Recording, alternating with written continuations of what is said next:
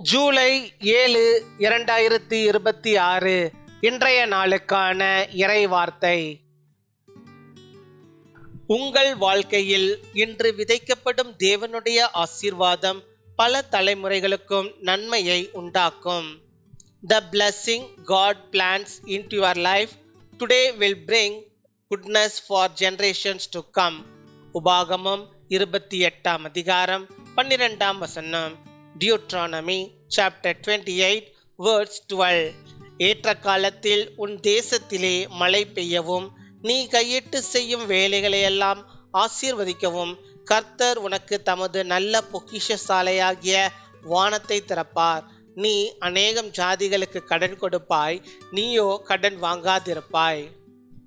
என் அன்பு சகோதர சகோதரிகளே, உங்கள் உழைப்பு வீணாகிறது என்று ஒருபோதும் நினைக்காதீர்கள்.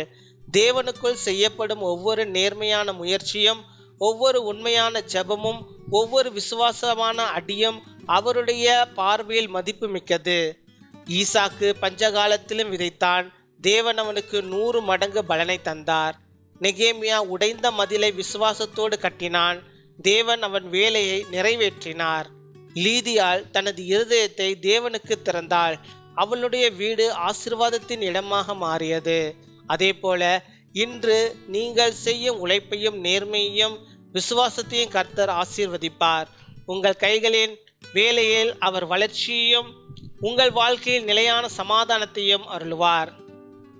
The Lord will open the heavens and the storehouse of his bounty to send rain on your land in season and to bless all the work of your hands. You will lend to many nations but will borrow from none. பின்வரும் ஜெபத்தை நாம் அனைவரும் சேர்ந்து ஏறெடுப்போம். அன்பான பரலோக தந்தையே, எங்கள் கைகளின் எல்லா வேலைகளையும் ஆசீர்வதிக்கும் நல்ல பிதாவே, உம்மை ஸ்தோத்தரிக்கிறோம்.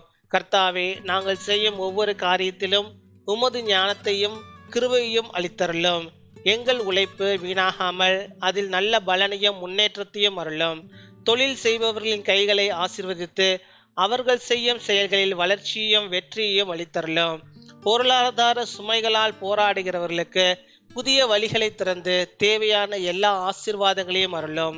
இன்று பிறந்த நாள் மற்றும் திருநாளை கொண்டாடுகிறவர்களை மிகுதியாக ஆசீர்வதித்து அவர்களின் வாழ்க்கையில் சந்தோஷம், சமாதானம், ஆரோக்கியம் மற்றும் வளமை பெருகச் செய்யும். கர்த்தாவே, எங்கள் உழைப்பை ஆசீர்வாதமாகவும் எங்கள் வாழ்க்கையை அநேகருக்கு நன்மை தரும் சாட்சியாகவும் மாற்றும். இயேசுவின் வல்லமையுள்ள நாமத்தில் ஜெபிக்கிறோம். ஆமேன்.